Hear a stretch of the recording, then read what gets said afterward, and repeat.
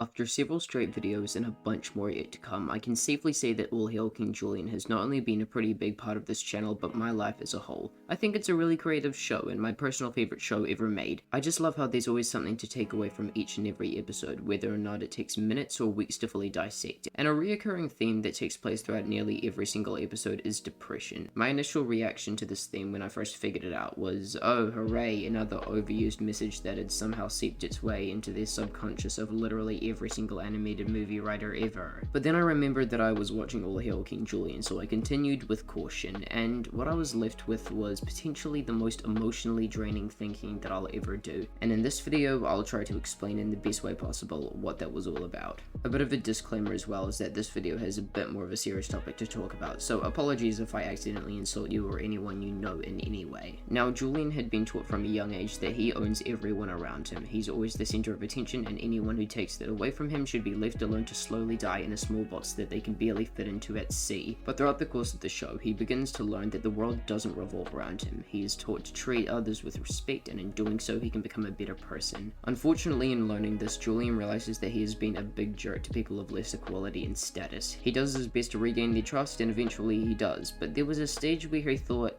does no one actually love me? Was everyone just forced to play some sort of game where I'm always the main character? He isn't able to look at his peers the same way because of the struggles that he's caused them, and even though they'd already forgiven him for anything that he had done, there was still one person that didn't trust Julien, and that is Julien himself. This is a classic problem in our world today. Countless teenagers deal with anxiety and depression because they fear that no one actually likes them, and this is presented in the show with Julien as the main focus. This sense of no worth doesn't just apply to Julien, us included. That can be supported by taking a look at a group that was called the Ancient Hedonists. The Ancient Hedonists claimed that only pleasure or pain has the power to motivate us. They tried to find happiness in smaller moments like how Maurice and Mort do. For example, take Maurice. He finds happiness through relaxation or by helping and serving others despite how mentally painful or difficult that may seem to most people. Mort finds happiness through simply being in the presence of Julien. He does many activities like collecting his toenail clippings and putting them in his bathtub, as gross as that may seem to well, pretty much everyone. Julien's anxiety eventually leads to his kingdom being overthrown by Koto, which places even more self-hate in himself.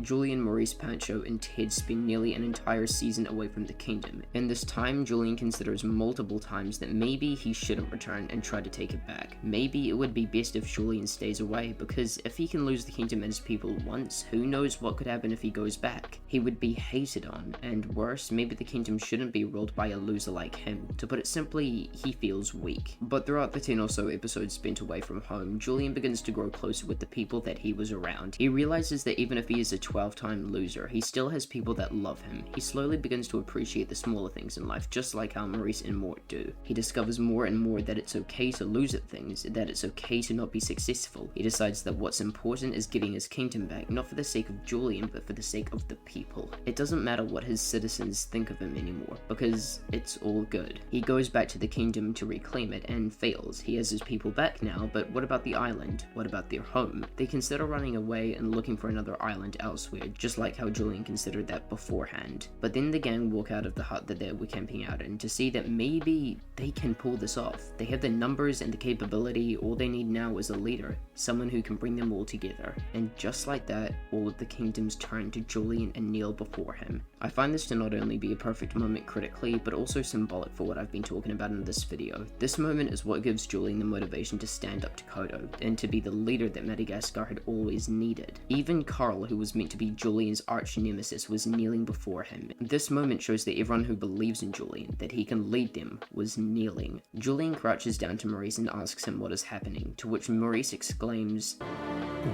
"What's happening, Maurice?" Your Majesty, I believe you just became the one true king of Madagascar. Now, Julien has the confidence in himself to be the leader and king that they all need. He has the confidence in himself, the self-worth to do what is right for his people. And that is how he gets his kingdom back. All Hail King Julien is a weird show. Its writing has innuendo galore, the characters all have a ton of depth to them, and the themes and messages behind the show is extremely well integrated throughout rich moments like these. People with depression struggle on a daily basis due to how their minds are set on no one caring about them, that they are worthless. And I just want to say that that is not true. There are people out there that are on your side. All you have to do is look.